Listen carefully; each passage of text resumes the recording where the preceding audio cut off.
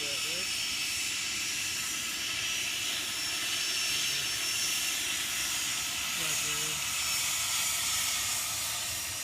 guys, we're here to show you how to make a leg down compression check on a Lycoming O-290. In order to do a legal compression check, you need to have an acceptable resource. And that means we're going to be using the AC4313 1B today. Just make sure your master switch is off, your left magneto, and right magneto off too. So keep in mind, when you do a compression check, it's always best to do it right after a run-up. With that in mind, engine components are going to be very hot. Gloves are a must. Alright, so let's get started. With this O-290, it appears that the top spark plugs are easiest to access. So let's start with that.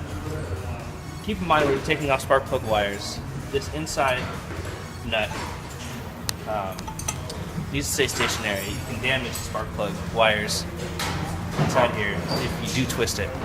So keep this stationary and rotate this to this. Next step is remove this spark plug. Get your spark plug socket and a ratchet on there and loosen it. Make sure you're on the drop rat. As an added precaution not outlined in the 4313, we advise to take out each of the spark plug wires so you don't get ignition from the magnetos as you turn the prop. Also, you can take out the spark plugs on each cylinder, the top ones, so you don't get compression when you're rotating the prop, so it's easier to cycle through. You'll see here, when you remove the spark plug, you'll have this copper washer and the actual spark plug. You want to toss this or anneal it so you can reuse it again. But it's also good to make sure, when you remove it from whatever cylinder, top or bottom, put it in a tray that denotes which one it goes to, because it's important to know if your cylinder is running hot, running cold, if you're getting oil on here. And also at this stage, it's good to clean the spark plugs.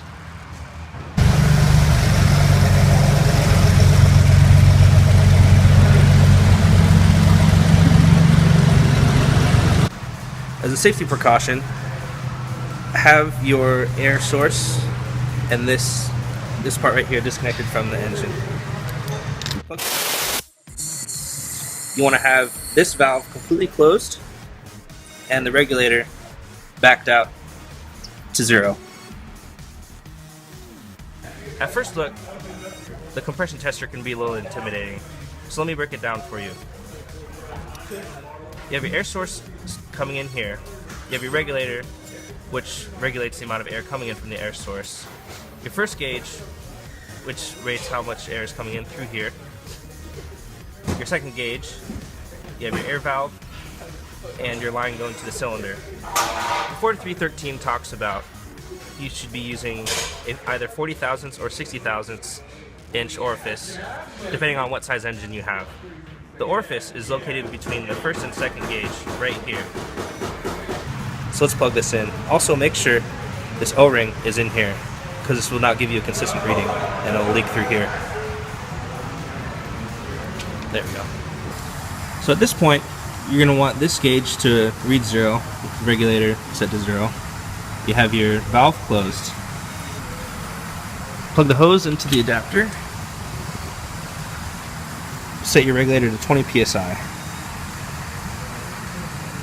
Because this is closed, this gauge will read the same. Open this valve slowly. That will drop to zero. Adjust that back to 20. And to find top dead center, we're going to rotate it, and this second valve, or the second gauge, will show pressure on it. That will indicate that we're on the top dead center of the compression stroke. Now I'm feeling resistance, so that means we're approaching top dead center. Alright, right about there. Back a little bit. And then I have a partner hold it for me. I can start to increase it to 80 psi. Oh, is it getting away from you? Yeah. Alright. So in that case, you can turn this valve off if it starts to get away from you. I'm gonna hold it. No. Yeah, sure. You can hold it. So increase to 80.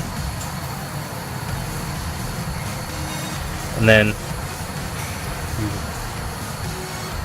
trying to find the highest second gauge reading. And looks to be just on, oh, you got maybe 62. So AC 4313 outlines that you should have no more than a 25% drop between this first gauge and the second gauge. 25% of 80 is 60. Since we got above 60, the cylinder is okay. While you have air pressure applied on the cylinder, there's a few different ways to find out where you're getting your leak from between the first and second gauge. If you listen in on the exhaust and you hear hissing, that would indicate that your exhaust valves are leaking. If you put your ear up to the dipstick filler and you hear hissing, that would indicate that the piston rings are leaking. If you put your ear up to the intake and you hear hissing, that would indicate that the intake valves are leaking. Also, if you hear leaking from the piston rings, you can start up the engine for 3 minutes, have it rotate the pistons, and that could resolve that leak. On behalf of Seth and I hope you find this video educational. Okay? See you later.